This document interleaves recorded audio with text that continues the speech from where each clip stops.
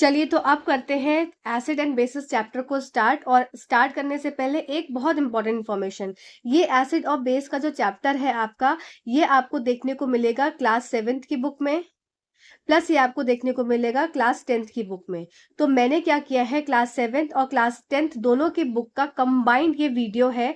तो मतलब ये आपके एक तरह से दो चैप्टर्स एक साथ प्रिपेयर हो रहे हैं, जहां पर आपको क्लास 7th के लेवल का और क्लास 10th के लेवल का दोनों देखने को मिलेगा। तो हो सकता हो ये वीडियो थोड़ा सा बड़ा हो जाए, तो इसको मैं जैसा पोस्ट करूंगी उसको आप देख लीजिएगा। और अगर आपको ये वीडियो बड़ा लगता हो तो नेक्स्ट सेशन से क्या करेंगे, एक चैप्टर को दो में डिवाइड करके कर लेंगे। ये एक मतलब फिर भी आपका 1 घंटे का तो वीडियो रहेगा, 1 घंटे से ज्यादा मुझे नहीं लगता कि एक्सीड करेगा।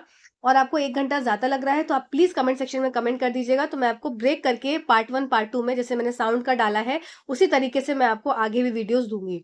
जैसा आपका वहां पर कमेंट रहेगा उस हिसाब से नेक्स्ट वीडियो आपको देखने को मिलेगा। चलिए अब देख लेते हैं क्लास 7th की बुक में क्या बताया गया है। तो क्लास 7th की बुक में आपको एसिड और बेसिस के बारे में बताया है कि एसिड और बेसिस क्या होते हैं, सॉल्ट्स क्या होते हैं, प्लस इसमें आपको सबसे इंपॉर्टेंट बताया गया है इंडिकेटर्स के बारे में, कुछ सूचक के बारे में। तो ये सूचक हो गए, इनसे आपसे एग्जाम में क्वेश्चन पूछते हैं, चाहे वो सीटेट हो, चाहे वो बीपीएससी हो, चाहे वो किसी भी गवर्नमेंट एग्जाम का पेपर हो। सूचक इंडिकेटर्स से क्वेश्चंस पूछ लिए जाते हैं, सिंथेटिक इंडिकेटर, नेचुरल इंडिकेटर्स। तो इन सारे इंडिकेटर्स को हम यहाँ देखेंगे। प्लस क्लास 10th में आपको क्या बताया गया है, क्लास 10th में आपको बताया गया कुछ रिएक्शंस बताई हैं जो कि इंपॉर्टेंट है आपकी एसिड एंड बेसिस की। प्लस इसमें एक इंपॉर्टेंट चीज है जो कि है जैसे आपका प्लास्टर ऑफ पेरिस है, जिप्सम है। तो ये सब हमको क्रिस्टलाइजेशन के टेक्निक है, तो ये सारी चीजें हमको क्लास 10th के लेवल में बताया है और क्लास 7th में आपको सिंपल बताया है एसिड एंड बेसिस क्या होते हैं। तो ये सारा आपको इन वीडियो में देखने को मिलेगा। प्लस मैं इसका पीडीएफ आपको सेंड कर दूंगी, तो आपको कुछ नहीं लिखना है, आप सिर्फ सुनते जाइए। जो अगर आपको लगता है कि आपको अपना सेल्फ नोट्स बनाना है तो बहुत ही अच्छी बात है, सेल्फ नोट्स से अच्छी तो कोई भी चीज होती नहीं है, तो आप सेल्फ नोट्स बना सकते हैं अपने। पर इसके साथ साथ मैं आपको ये पीडीएफ भी प्रोवाइड कर दूंगी 1-2 दिन में, तो ये पीडीएफ भी आप देख लीजिएगा और अपने सेशंस को तैयार करिएगा। चलिए सीधा स्क्रीन पर अपना फर्स्ट स्लाइड की तरफ चलते हैं। स्क्रीन की फर्स्ट स्लाइड है हमारी, ये कॉन्टैक्ट में है। सबको रहता है कि टेलीग्राम चैनल कहाँ है। टेलीग्राम चैनल का ये लिंक है और मैं आपको कमेंट सेक्शन में भी पिन कर दूंगी टेलीग्राम चैनल का लिंक, डिस्क्रिप्शन में भी डाल दूंगी, तो डिस्क्रिप्शन भी एक बार चेक कर लिया करिए। साथ ही साथ एक बहुत ही इंपॉर्टेंट इन्फॉर्मेशन, सबसे ज्यादा इंपॉर्टेंट इन्फॉर्मेशन है आज की वीडियोस के लिए, कि इससे पहले के जितने वीडियोस हैं please day 1, day 2, day 3, day 4, day 5 इस तरह से देखते चलिए, जिससे कि आपका कंटेंट प्रिपेयर होता चले।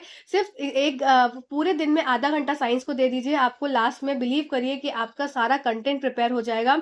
लास्ट का जब हमारा थोड़ा सा ये सारा कवर हो जाए सारे चैप्टर्स, तो मैं पूरी पूरी मैराथन करने वाली हूँ, जिसमें क्लास 6 का कंप्लीट एक बार में science, class 7 complete science, class 8 complete science, class 9, class 10 इस तरह से आपको रिवाइज करवाऊंगी।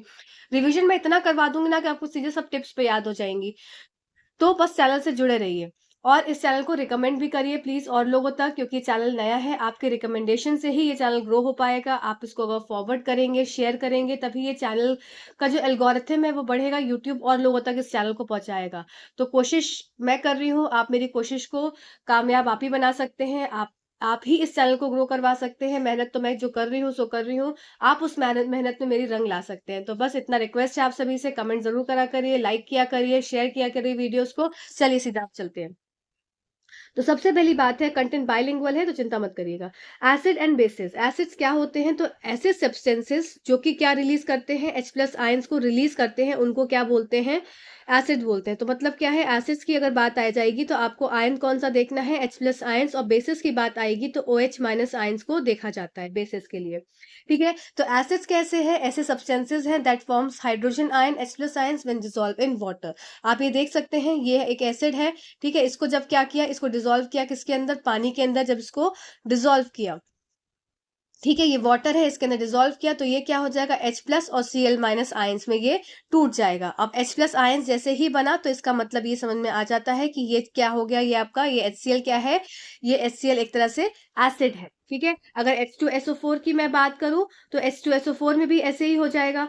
H2SO4 में जैसे ही आप इसको पानी में डिसॉल्व करेंगे तो क्या हो जाएगा, H+ और SO4- टू आयंस में क्या हो जाएगा, ये टूट जाएगा। तो इससे ये समझ में आया कि जैसे ही H प्लस बना तो ये मैं बता सकती हूँ कि ये H प्लस क्या है, आपका एसिड को डिनोट करता है। तो अब जहां भी अगर H प्लस आयंस अगर पता होगा क्वेश्चन में, अगर इस तरह से क्वेश्चन पूछ लिया जाए कि एसिड्स के लिए स्टेटमेंट दे दी जाए कि acids are the substances that forms H plus ions when dissolved in water, या दूसरी स्टेटमेंट दे दी जाए acid is a substance that forms hydroxide ions या OH mines when dissolved in water, तो आपका आंसर क्या हो जाएगा एसिड्स के लिए कि ऐसे सब्सटेंसेस होते हैं जो कि H प्लस आयंस को रिलीज करते हैं जब, या H प्लस आयंस फॉर्म करते हैं जब क्या है, डिसॉल्व करते हैं वाटर के अंदर। ठीक है, चलिए यही सेम चीज बेसिस के लिए क्या है कि बेसिस ऐसे सब्सटेंसेस होते हैं जो कि हाइड्रोक्साइड आयंस या OH माइनस आयंस को रिलीज आउट करते हैं जब क्या है, पानी में इनको घोला जाता है। इसका एग्जाम्पल हो जाएगा NaOH को जब आप पानी के साथ रिएक्शन कराएंगे तो NH प्लस और OH माइनस आयंस में रिलीज आउट हो जाएंगे। ठीक है, Na प्लस ऊपर है, OH माइनस इस तरह से है, वो टाइपिंग में थोड़ा मिस्टेक हो गई। क्लोरीन में Cl माइनस है, H प्लस ऊपर है। ठीक है, चलिए नेक्स्ट देख लेते हैं। यही सेम चीज आपकी हिंदी में है कि अम्ल क्या है, अम्ल एक ऐसा पदार्थ है जो पानी में घुलने पर hydrogen ion H plus ions बनाते हैं, और क्षार ऐसा पदार्थ होता है जो पानी में घुलने पर हाइड्रोक्साइड आयंस को फॉर्म करते हैं। आपके ये रिएक्शन हो गई, ये सिंपल था। चलिए आइए आगे देख लेते हैं। अब देखते हैं कुछ प्रॉपर्टीज जो कि एसिड्स एंड बेसिस की होती है। ठीक, चलिए सबसे पहली बात क्या है कि एसिड्स क्या होते हैं, ये एक लैटिन वर्ड से निकला वर्ड जिसको एक्रेयर के नाम से जाना जाता है, जिसका नाम होता है खट्टा। सारी चीजें हिंदी में भी हैं तो टेंशन मत लीजिएगा, एक बार हिंदी में इंग्लिश में पढ़ लेंगे, एक बार हिंदी में समझ लेंगे। ठीक है, सबके लिए इंपॉर्टेंट है तो सुनते जाइए।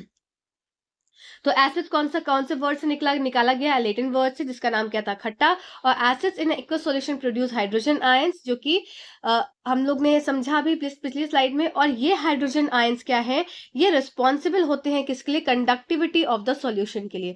सॉल्यूशन में इलेक्ट्रिसिटी को कंडक्ट कर पा रहे हैं कि नहीं कर पा रहे हैं।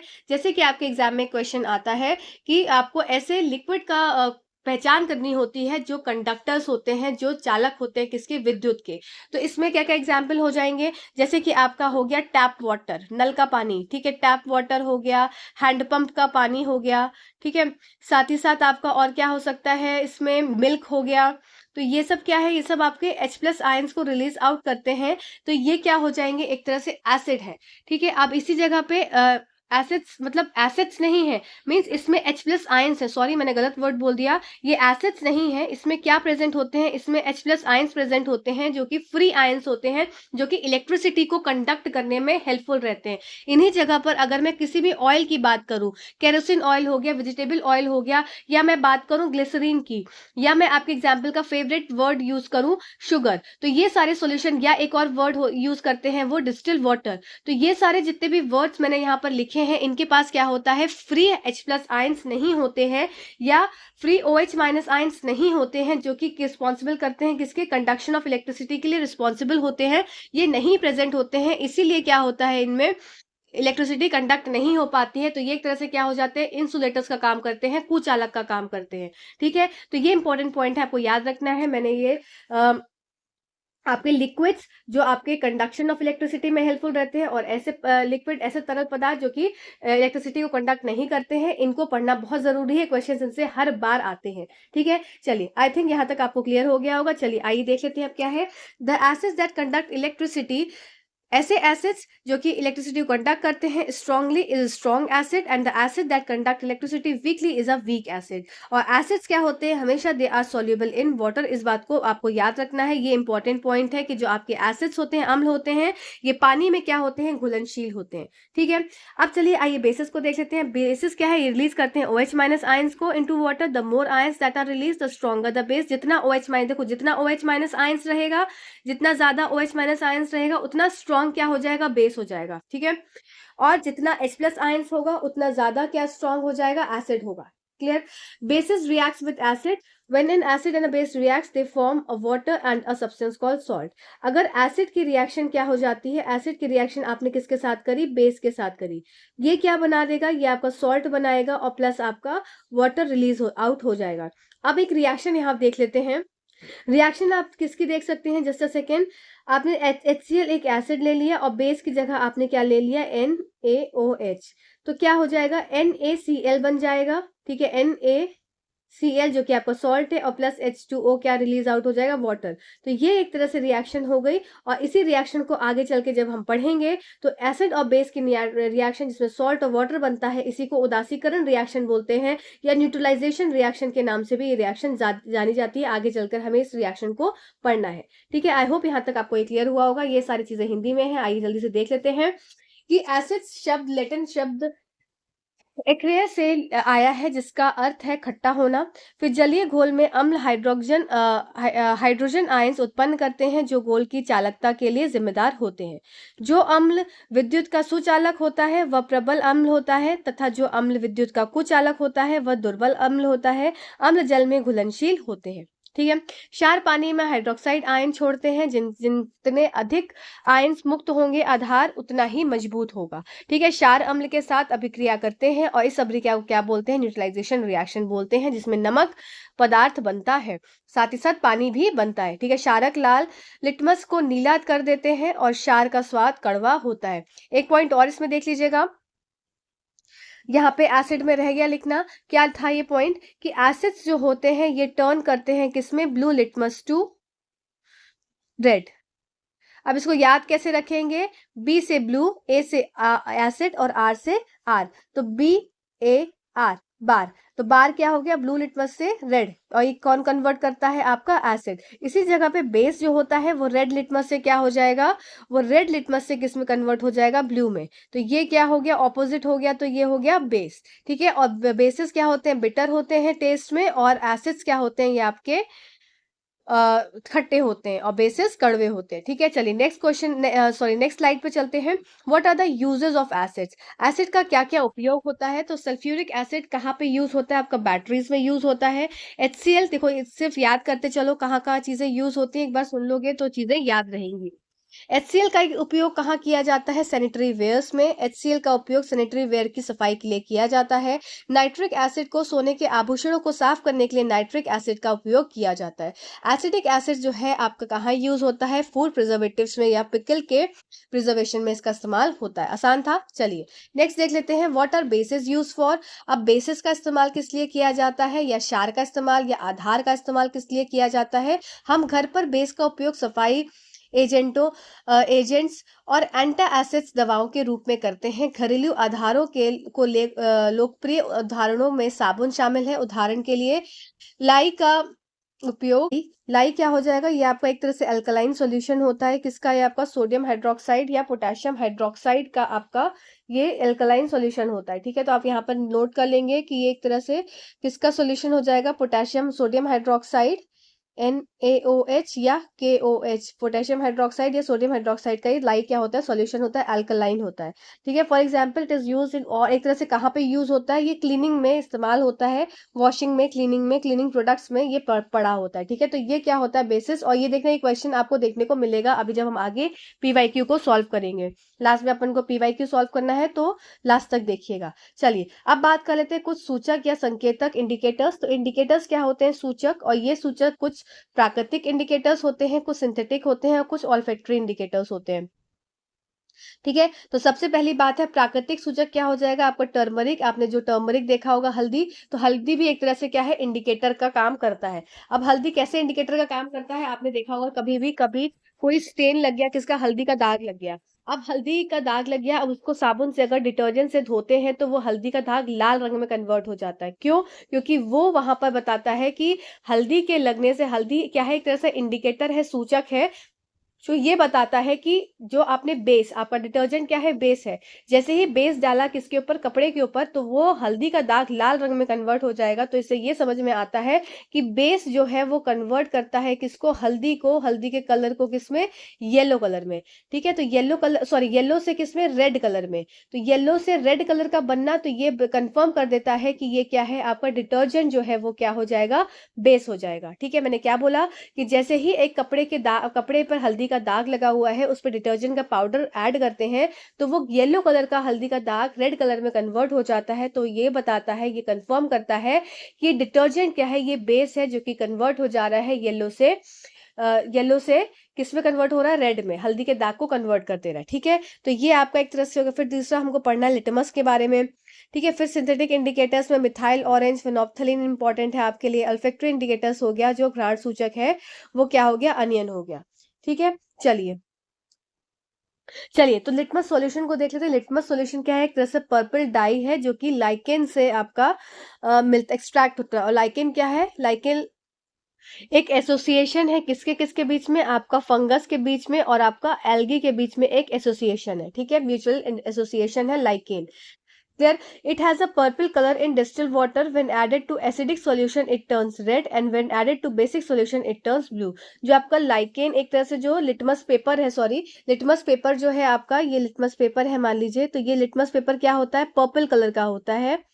ठीक है, और ये पर्पल कलर जैसे ही आप इसमें एसिड डालेंगे और जैसे ही आप इसमें बेस डालेंगे, तो दो चीजें हो रही हैं। जब आप एसिड डालते हैं तो ये सॉल्यूशन पर्पल कलर किस में कन्वर्ट हो जाता है, रेड कलर में। और जैसे ही बेस डालते हैं तो ये सॉल्यूशन कन्वर्ट हो जाता है किस में, ब्लू कलर में। ठीक है, ये पर्पल कलर की बात हो रही है। तो ये पर्पल कलर एक का जो है आपका लिटमस पेपर, ये एक तरह से इंडिकेटर है जो कि नेचुरल प्राकृतिक इंडिकेटर है। और एसिड डालने पे रेड कलर में कन्वर्ट हो जाता है, बेस डालने में ये ब्लू कलर का कन्वर्ट हो जा रहा है। ठीक है, रेड रेड कलर में और बेस डालने पे ये ब्लू कलर में कन्वर्ट हो जा रहा है। ठीक है, चलिए some other natural indicators like red cabbage, turmeric, colored petals of some flowers such as hydrogonia, petunia और geranium, तो ये सब भी क्या है, नेचुरल इंडिकेटर्स है।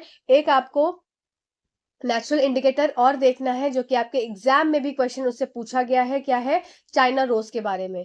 कि चाइना रोज, मैं यहाँ पे आपको ब्रीफ कर देती हूँ कि चाइना रोज भी आपका क्या है, नेचुरल इंडिकेटर है। अगर सब्सटेंस में एसिड प्रेजेंट है तो ये कन्वर्ट हो जाएगा मर्जेंटा कलर में, डार्क पिंक कलर में। और अगर बेस प्रेजेंट है तो ये कन्वर्ट हो जाता है किसमें, ग्रीन कलर में। अभी हम आगे चल के सब चीजें पढ़ेंगे तो आगे आपको समझ में आएंगी। ठीक है, चलिए नेक्स्ट चलते हैं अगली स्लाइड पे। देखिए नेक्स्ट स्लाइड इसी की लगी हुई है कि China rose is a natural indicator.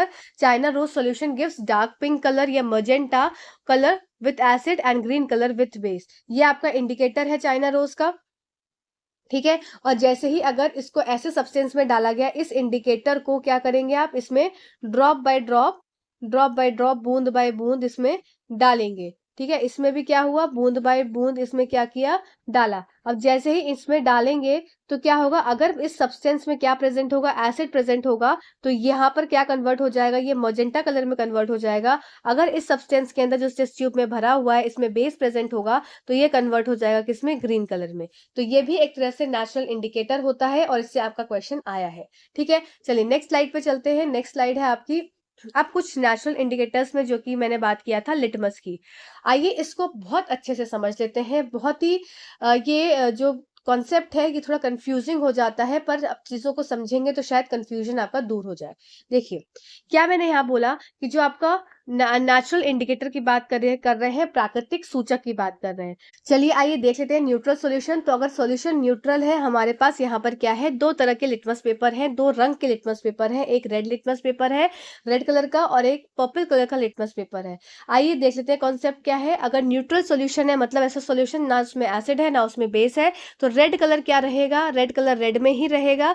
और आपका ब्लू कलर क्या रहेगा, सेम ब्लू कलर में ही रहेगा, कोई चेंज नहीं हुआ। पर यहाँ पर अगर बात कर लेते हैं एसिड की, तो हमने कॉन्सेप्ट पढ़ा था BAR वाला। अगर मान लो यहाँ पर रेड कलर का लिटमस पेपर है, ठीक है, रेड कलर का लिटमस पेपर है और दूसरा पेपर क्या है, ब्लू कलर का है।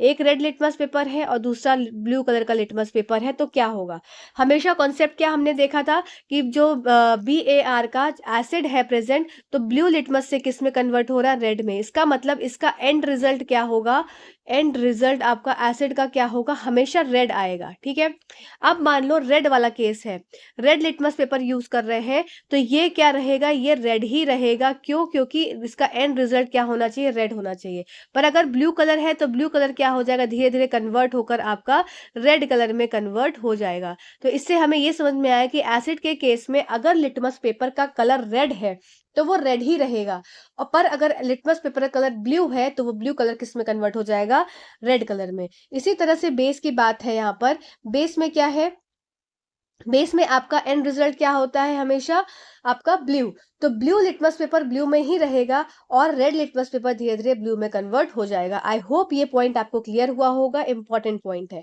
ठीक है, रेड लिटमस पेपर क्या था, रेड में ही रहा, देख सकते हैं, पर ब्लू लिटमस पेपर क्या था, कन्वर्ट होकर ब्लू होने लगा। यहाँ पे रेड कलर क्या था, रेड ही रहा, और blue litmus paper sorry red red litmus paper क्या था, ब्लू में होने लगा, और ब्लू लिटमस पेपर क्या था, ब्लू था। क्यों? क्योंकि एंड रिजल्ट बेस का क्या होता है, ब्लू, बी से बेस, बी से ब्लू। चलिए नेक्स्ट क्वेश्चन, नेक्स्ट स्लाइड पे चलते हैं। अब टर्मरिक एज अ इंडिकेटर, जो कि मैंने अभी प्रीवियसली आपको बताया था, क्या इसमें हमने समझा था कि आपका सबसे बड़ा न्यूट्रल सॉल्यूशन है, तो इसमें ये टर्मरिक का आपका एक कपड़ा जिसपे कि टर्मरिक का स्टेन लगा हुआ है, तो ये टर्मरिक ऐसा का ऐसा येलो ही रहा। जैसे ही एसिड था अगर, तो इसमें एसिड डाला टर्मरिक के ऊपर, तो ये क्या हो जाएगा, येलो ही रहेगा। जैसे बेस डाला इसमें, तो टर्मरिक का जो येलो कलर था ये कन्वर्ट हो गया किसमें, आपके रेड कलर में। तो हम ये समझ सकते हैं कि टर्मरिक क्या हो जाएगा, ये आपका ये रेड कलर में कन्वर्ट हो रहा है किसमें, जब आप इसमें बेस डाल रहे हैं। ठीक है, टर्मरिक रेड कलर में कन्वर्ट हो रहा है। ठीक, चलिए नेक्स्ट स्लाइड पे चलते हैं। नेक्स्ट स्लाइड है मिथाइल ऑरेंज की। ये भी बहुत इंपॉर्टेंट इंडिकेटर है आपका कि न्यूट्रल सॉल्यूशन है। तो मिथाइल ऑरेंज का कलर क्या रहेगा, येलोइश ऑरेंजिश कलर ही रहेगा। ठीक है, जैसे ही जैसे ही एसिड को ऐड किया, तो ये कलर किस में कन्वर्ट हो रहा है, रेडिश ऑरेंज में, और अगर बेस ऐड कर रहे हैं तो ये क्या है, सेम उसी रंग का रह रहा है। इसका मतलब न्यूट्रल सॉल्यूशन ऑफ बेस में क्या रहेगा, सेम येलो कलर का रह रहा है, और एसिड अगर प्रेजेंट है तो उसमें आपका मिथाइल ऑरेंज कलर जो है वो फेड होके वो टर्न हो जा रहा है किसमें, रेड ऑरेंज, रेडिश ऑरेंज में हो जा रहा है। ठीक है, तो मिथाइल ऑरेंज कैसा, ऑरेंजिश मिथाइल कलर था, वो कन्वर्ट हो गया किसमें, रेड में, जब आपका बात आई एसिड की। ठीक है, चलिए अब बात कर लेते हैं फिनोप्थलीन। इससे क्वेश्चन आया है एग्जाम में, न्यूट्रल सॉल्यूशन रहेगा, और अगर आप फिनोप्थलीन इंडिकेटर को डालेंगे तो क्या रहेगा, वो सॉल्यूशन ऐसा सेम ही रहेगा। अगर एसिड डालेंगे तो भी फिनोप्थलीन का कलर सेम रहेगा, मतलब ये क्या है, कलरलेस है, कोई कलर नहीं है, इसका भी कलर क्या है, कलरलेस है। ठीक है, अब फिनोप्थलीन डाला एक सब्सटेंस में तो वो क्या रहा, कलरलेस हो गया, और एसिड डाला तो भी कलरलेस रहा। पर अगर आपने बेस डाला तो याद रखेंगे बेस में क्या हो गया, पिंक। हमने मिथाइल ऑरेंज में क्या देखा था कि बेस में सेम था, जस्ट ऑपोजिट हो जाएगा, याद रखेंगे, फिर से समझें क्या मैंने बोला। मिथाइल ऑरेंज से फिनोप्थलीन में जस्ट ऑपोजिट हो जाएगा। फिनोप्थलीन में क्या है, बेस को डालने से क्या हो रहा है, पिंक कलर हो जा रहा है। ठीक है, पर मिथाइल ऑरेंज में क्या है, एसिड को डालने से रेड हो जा रहा है। मतलब कलर का बदलाव जो भी आ रहा है, रेड या पिंक, वो मिथाइल ऑरेंज में एसिड डालने से आ रहा है और फिनोप्थलीन में बेस डालने से आ रहा है। ठीक है, बाकी सब में क्या है, सेम है, न्यूट्रल सॉल्यूशन हो गया या आपका एसिड या बेस हो गया। आई होप ये पॉइंट क्लियर हुआ होगा आपको। चलिए नेक्स्ट बात कर लेते हैं, कुछ ऑल्फैक्टरी इंडिकेटर्स होते हैं, घ्राण सूचक, जो कि आपको सूंघने से समझ में आता है। अनियन क्या है, अनियन देखो, जब अनियन क्या करते हैं, आप डालते हैं किसमें, एसिड में, तो क्या है, उसकी स्मेल बनी रहती है। ठीक है, एसिड में उसकी स्मेल अनियन की बनी रहेगी, पर जैसे ही आप अनियन को बेस में डाल देंगे तो वो अपनी स्मेल को लूज कर देता है। ऐसे वनीला एक्सट्रैक्ट भी स्मेल रहती है उसमें, और जैसे ही बेस डालते हैं उसमें तो अपनी स्मेल को लूज कर देता है। इसका एग्जाम्पल आप ऐसे समझ सकते हैं कि जब आप सिरके में, सिरका क्या होता है, एक तरह से एसिड, विनेगर क्या है, एसिड है, एसिड में प्याज को डालते हैं तो प्याज की स्मेल आपको आती है ना, तो वो क्या हो गया, एसिड अगर डालने से किसी भी एसिड के ऊपर अगर आप अनियन को डाल रहे हैं या किसी भी अनियन में एसिड डाल रहे हैं तो उसकी स्मेल बनी रहेगी। पर अगर आप बेस डाल रहे हैं तो वो अपनी स्मेल को लूज कर देगा। ऐसे ही क्लोव में भी, आपके लौंग में भी ऐसी सेम चीज होती है। ठीक है, चलिए अब ये एक तरह से क्या है, आपका रिवीजन है, तो एक क्विक रिवीजन कर लेते हैं क्या क्या भी हमने पढ़ा।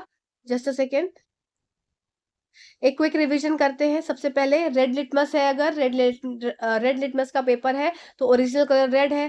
ठीक है, अब एसिड रहेगा तो एसिड का क्या एंड रिजल्ट रहता था, BAR, एंड रिजल्ट क्या चाहिए, आर चाहिए, तो क्या रहेगा, एसिड में कोई कलर चेंज नहीं रहेगा बल्कि बेस रहेगा तो ब्लू हो जाएगा। ब्लू लिटमस पेपर है तो क्या होगा, एंड रिजल्ट क्या चाहिए अपने को, एसिड के केस में रेड चाहिए। ठीक है, तो वो रेड हो जाएगा, और अगर बेस है तो वो नो चेंज हो जाएगा। टर्मरिक है, अगर ओरिजिनल ओरिजिनल कलर क्या था, येलो था।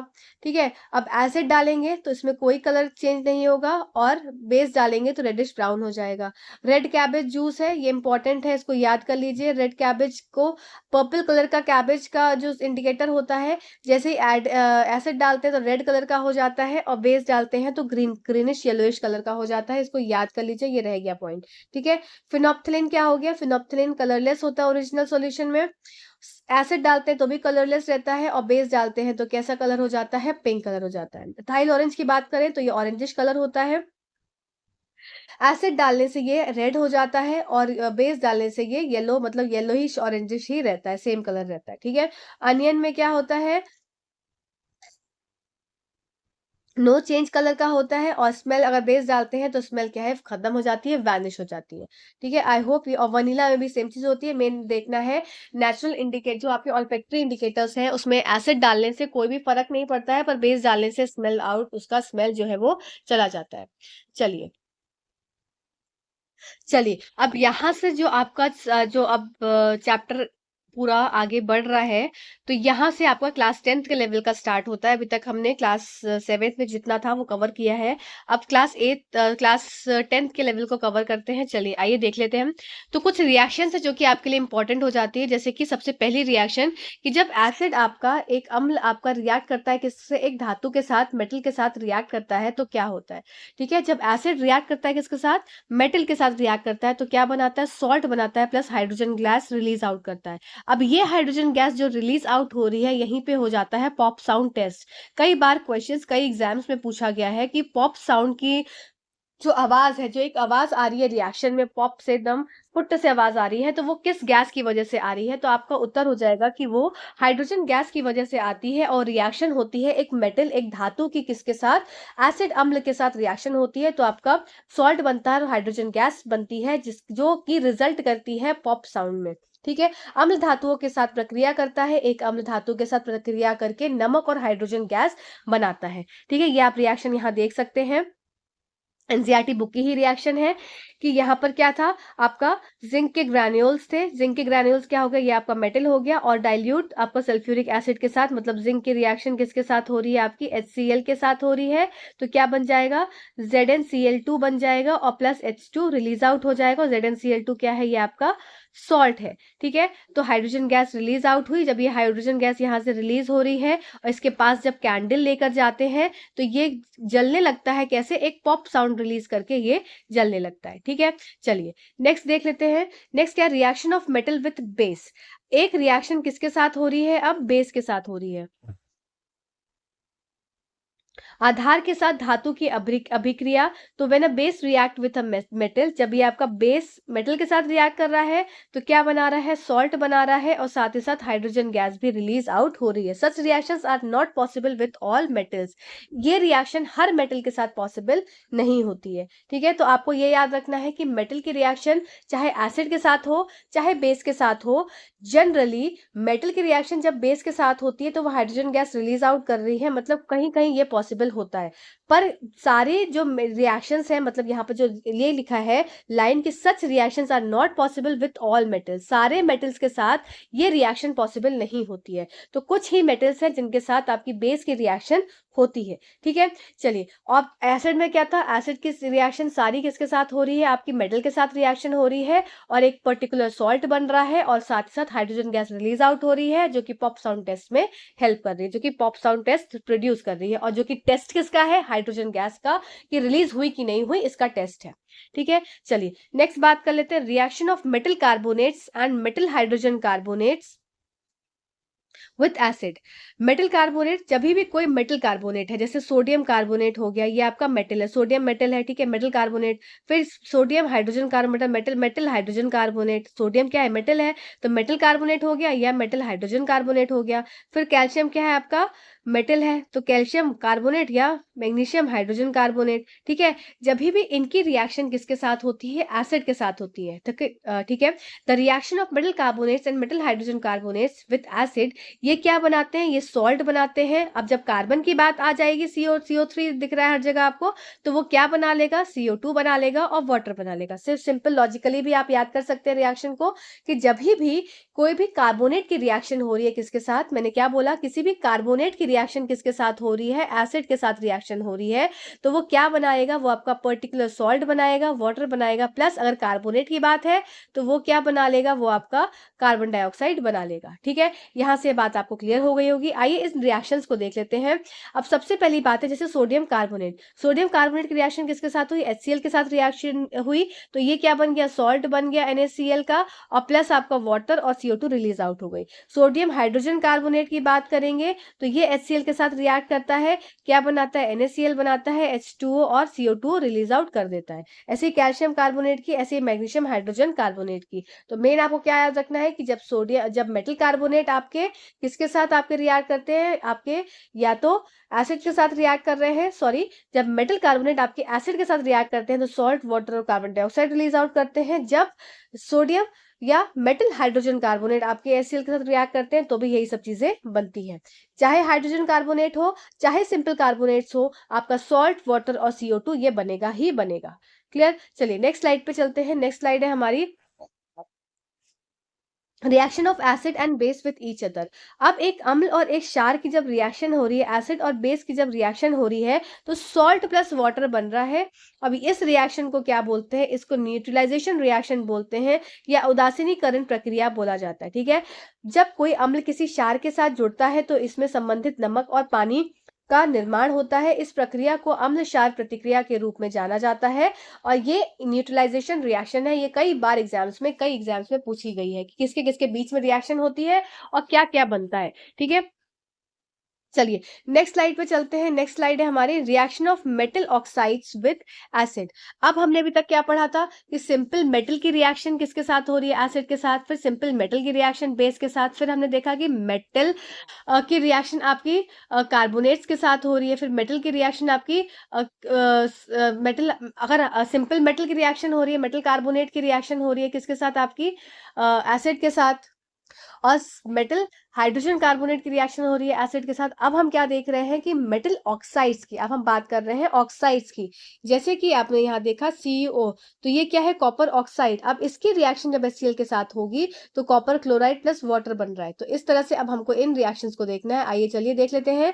धातु ऑक्साइड की अम्ल के साथ अभिक्रियाएं क्या हो जाएंगी। सबसे पहला देखते हैं, metal oxides are basic in nature. Very important line है, इस पे आप इंपॉर्टेंट मार्क करेंगे। ठीक है, मेटल ऑक्साइड्स क्या होते हैं, they are basic in nature होते हैं। Thus, when an acid reacts with metal oxides, both neutralize each other. In this reaction, respective salt and water are formed. जब भी एसिड क्या है, रिएक्ट करता है मेटल ऑक्साइड के साथ। एसिड ने रिएक्शन करी किसके साथ, मेटल ऑक्साइड के साथ रिएक्शन करी, जो कि एक दूसरे को न्यूट्रलाइज कर देते हैं और सॉल्ट और वाटर का फॉर्मेशन कर लेते हैं। ठीक है, copper oxide reacts with hydrochloric acid to produce copper chloride and water. Blue green colour of solution is due to the formation of copper chloride. Copper chloride के चक्कर में ब्लू ग्रीन कलर का solution बन जाता है। इसको आपको याद इसलिए करना पड़ता है क्योंकि स्टेटमेंट वाले क्वेश्चंस जब आ जाते हैं तो आपसे डायरेक्टली पूछते हैं कि रिएक्शंस को। ठीक है, चलिए नेक्स्ट बात कर लेते हैं, reaction of non metal oxides with base. अभी तक हमने मेटल ऑक्साइड्स को देखा, अब हम देख रहे हैं non metal oxides with base. Non metallic oxides जो होते हैं, they are acidic in nature. सबसे पहले तो आपको ये याद रखना रहेगा कि कौन सी एसिड होती है। मेटल ऑक्साइड्स क्या होते हैं, बेसिक होते हैं नेचर में, और नॉन मेटेलिक ऑक्साइड्स जो होते हैं ये आपके एसिडिक होते हैं, किसमें, नेचर में। ठीक है, अधात्विक ऑक्साइड्स अम्लीय प्रकृति के होते हैं। जब गैर धातु ऑक्साइड क्षार के साथ प्रक्रिया करता है तो वे उत्पाद के रूप में नमक और पानी बनाते हैं। इस रासायनिक प्रक्रिया को एसिड बेस न्यूट्रलाइजेशन प्रक्रिया के रूप में भी जाना जाता है। ठीक है, when non metallic oxides react with base they form salt and water as a product. This chemical reaction is known as acid base neutralisation reaction. अब आप यहाँ देख भी सकते हैं कि ये क्या हो गया आपका, एक लाइम वाटर जो कि आपका है क्या, बेस, कैल्शियम हाइड्रोक्साइड, स्पेलिंग गलत है थोड़ी सी। ठीक है, कैल्शियम हाइड्रोक्साइड, और इसने किसके साथ रिएक्शन करी, आपकी एक बेस के साथ रिएक्शन करी, सॉरी, आपका नॉन मेटेलिक ऑक्साइड्स क्या हो गए, CO2, और इसने बेस क्या हो गया, कैल्शियम हाइड्रोक्साइड। ठीक है, इसने क्या बनाया, कैल्शियम कार्बोनेट बना लिया और वाटर रिलीज आउट हो गया। चलिए नेक्स्ट देख लेते हैं। अब एक पॉइंट आपको याद रखना है कि हमेशा as always add acid to water. पानी में आपको एसिड ऐड करना है, मतलब यहाँ पे पानी प्रेजेंट है इसमें, जस्ट अ सेकेंड, कहाँ चला गया, हाँ, इसमें क्या प्रेजेंट है, पानी प्रेजेंट है इसमें। अब इसमें ऊपर से एसिड डालेंगे तो कोई भी नुकसान नहीं होगा, पर अगर आपने पानी नीचे है, सॉरी एसिड नीचे है और ऊपर से पानी डाल दिया तो ये बहुत ज्यादा कुछ इस तरह से सारा का सारा एसिड जो है वो बाहर आ जाता है, तो ये बहुत ज्यादा हार्मफुल हो जाता है। ठीक है, चलिए नेक्स्ट स्लाइड देख लेते हैं। नेक्स्ट स्लाइड है कंडक्शन ऑफ इलेक्ट्रिसिटी। ये वेरी इंपॉर्टेंट स्लाइड है, इस पे आप इंपॉर्टेंट मार्क करेंगे। वैसे जब मैं आपको पीडीएफ दूंगी सब मार्क करके दूंगी कि आपको क्या क्या चीजें इंपॉर्टेंटली ध्यान देनी है। Acid conducts electricity when because of the presence of ions in the solution. विलयन में आयनों की उपस्थिति के कारण अम्ल विद्युत का संचालन करता है। ग्लूकोज, अल्कोहल, वनस्पति तेल, शहद, चीनी का घोल बिजली संचालित नहीं करते, बल्कि दूध, नमक का घोल, अम्लीय घोल, नींबू, सिरका बिजली का संचालन करते हैं। तो ये इंपॉर्टेंट है, आपको याद रखना है। Glucose, alcohol, vegetable oil, Honey, sugar solution, ठीक है, ये डू नॉट कंडक्ट इलेक्ट्रिसिटी वाले हो जाते हैं। और बाकी मिल्क और salt solution, acidic solution, lemon, vinegar, ये क्या करते हैं, दे कंडक्ट इलेक्ट्रिसिटी। ठीक है, फ्री आयंस की बात होती है इसलिए होता है। अब देखो ये स्लाइड बहुत इंपॉर्टेंट है, इस स्लाइड से ना आपसे क्वेश्चन आ जाते हैं। किस तरह से आते हैं क्वेश्चंस, आपको डिफरेंट डिफरेंट रिएक्शंस दे दी जाएंगी या डिफरेंट डिफरेंट स्टेटमेंट्स दे दी जाएंगी, और उसमें पूछा जाएगा कि कौन सा स्ट्रॉन्ग एसिड है, कौन सा स्ट्रॉन्ग एसिड वीक एसिड के साथ रिएक्ट करके क्या बनाएगा। तो अगर आपको ये टेबल याद होगी जिसमें आपको ये पता होगा कि कौन सा स्ट्रॉन्ग एसिड है, कौन सा वीक एसिड है, कौन सा स्ट्रॉन्ग बेस है, कौन सा वीक बेस है, तो आप इस क्वेश्चन को कर पाएंगे। आइए देख लेते हैं। देखो, जब भी स्ट्रॉन्ग एसिड की बात आएगी, याद कर करा देती हूँ मैं आपको यहाँ पे, तो ध्यान से देख लीजिएगा। अभी हम स्ट्रॉन्ग एसिड्स और वीक एसिड को देखेंगे। ठीक है, तो सल्फ्यूरिक एसिड नाम से क्लियर है आपको स्ट्रॉन्ग है, ये आप समझ सकते हैं। ठीक है, नाइट्रिक एसिड ऐसा लगता है स्ट्रॉन्ग नहीं है, पर अब आप याद कैसे करेंगे, ये नाइट्रिक एसिड का इस्तेमाल होता है कहाँ पर, ये सुनार लोग करते हैं। ठीक है, तो ये नाइट्रिक एसिड आप ये समझेंगे, सुनार लोग बहुत एक हैवी एसिड का इस्तेमाल करके सोने में बहुत एक हैवी एसिड इस्तेमाल कर रहे हैं, तो ये भी कैसा एसिड हो जाएगा, आपका एक स्ट्रॉन्ग एसिड हो जाएगा। फिर आपका हाइड्रोक्लोरिक एसिड, ठीक है, हाइड्रोब्रोमिक एसिड, ये हाइड्रोब्रोमिक एसिड ऐसा लगता है कि ये क्या है, स्ट्रॉन्ग नहीं है, पर ये भी स्ट्रॉन्ग एसिड होता है। ठीक है, आइए अब वीक एसिड देख लेते हैं। वीक एसिड में देखो, एक एसिटिक एसिड हो गया वीक, फिर आपका कार्बोनिक एसिड हो गया वीक, फिर फॉर्मिक एसिड हो गया वीक। तो ये तीन एसिड्स तो पूछते हैं। ठीक है, एक हाइड्रोसाइनिक एसिड भी देख लो। ये एसिड्स को याद रखो नाम। ठीक है, स्ट्रॉन्ग बेस की अगर मैं बात करूं, सबसे पहले मैं आपको वीक बेस दिखाती हूँ। जैसे वीक बेस में सोडियम बाइकार्बोनेट हो गया और आपका हो गया अमोनिया, तो ये दोनों देखने में ऐसा लगते हैं कि ये क्या है, स्ट्रॉन्ग बेस है, पर आप इसमें ये याद कर लो अच्छे से, ये याद कर लो कि ये अमोनिया और सोडियम बाइकार्बोनेट ये आपके वीक बेस होते हैं। ठीक है, और आपके स्ट्रॉन्ग बेसिस क्या हो जाएंगे, barium hydroxide, calcium hydroxide, CaC हो जाएगा। ठीक है, स्पेलिंग गलत है। फिर लिथियम हाइड्रोक्साइड, फिर पोटेशियम हाइड्रोक्साइड, सोडियम हाइड्रोक्साइड और स्ट्रोंशियम हाइड्रोक्साइड, ये सब आपके स्ट्रॉन्ग बेसिस हो गए। तो आई होप ये आपको चार्ट याद हो गया होगा, एक बार इसको देख लीजिएगा। स्ट्रॉन्ग एसिड्स और वीक एसिड्स में क्या है, स्ट्रॉन्ग एसिड्स और स्ट्रॉन्ग बेसिस और वीक बेसिस में थोड़ा कंफ्यूजन ज्यादा रहता है, तो एक बार जरूर ध्यान से देख लेना। ठीक है, चलिए नेक्स्ट स्लाइड पे चलते हैं। अब कुछ इंपॉर्टेंट पॉइंट्स जो कि आपके लिए इंपॉर्टेंट हो जाते हैं। देखो, जब भी जो स्ट्रॉन्ग चीज होगी, अगर वो कोई भी स्ट्रॉन्ग सब्सटेंस है, अगर वो वीक सब्सटेंस के साथ उसकी रिएक्शन होगी, तो एंड रिजल्ट हमेशा स्ट्रॉन्ग की तरफ रहेगा। मतलब अगर एक स्ट्रॉन्ग एसिड है और उसकी रिएक्शन, मैंने क्या बोला, ध्यान से सुनेंगे इस बात को, कि अगर कोई स्ट्रॉन्ग एसिड है, इसकी रिएक्शन किसके साथ हो रही है, वीक बेस के साथ हो रही है, तो यहाँ पर जो सब्सटेंसेस बनेंगे ये स्ट्रॉन्ग की तरफ जाएंगे। ठीक है, अगर तो इसको ये बोल देंगे कि ये जो यहाँ पर हमको एंड रिजल्ट मिला, ये क्या हो जाएगा, अगर स्ट्रॉन्ग एसिड की बात होगी तो ये एसिडिक होगा। ठीक है, और यहीं पे अगर हमारा वीक एसिड है और आपका स्ट्रॉन्ग बेस है, तो यहाँ पे जो सॉल्यूशन बनेगा, रिजल्टेंट सॉल्यूशन जो बन जाएगा, वो क्या होगा, वो बेस की तरफ होगा। तो ये कैसे मैं बोल सकती हूँ कि अगर जो चीज मेरे पास स्ट्रॉन्ग है, जैसे स्ट्रॉन्ग एसिड है, तो यहाँ पर क्या हो गया, एसिड ही बना। अगर स्ट्रॉन्ग बेस है तो यहाँ पर क्या बना, हमारा बेस ही एंड रिजल्ट आया, मतलब बेस की तरफ ही वो चीज गिरेगी। ठीक है, और अगर स्ट्रॉन्ग एसिड है और स्ट्रॉन्ग बेस है, तो क्या हो जाएगा, ये दोनों एक साथ कंबाइन करके न्यूट्रलाइजेशन रिएक्शन की तरफ चले जाएंगे। और अगर वीक एसिड है और वीक बेस है तो भी ये न्यूट्रलाइजेशन रिएक्शन की तरफ चले जाएंगे। ठीक है, तो इन पॉइंट्स को याद रखेंगे। मैंने क्या बोला फिर से समझेंगे। अगर स्ट्रॉन्ग एसिड की रिएक्शन वीक बेस के साथ हो रही है तो जो रिजल्टिंग हमारा सॉल्यूशन बनेगा, जो एंड रिजल्ट आएगा वो एसिडिक होगा, क्योंकि एसिड स्ट्रॉन्ग था। अगर वीक एसिड की रिएक्शन स्ट्रॉन्ग बेस के साथ हो रही है तो एंड रिजल्ट क्या बनेगा, हमारा बेसिक सॉल्यूशन बनेगा।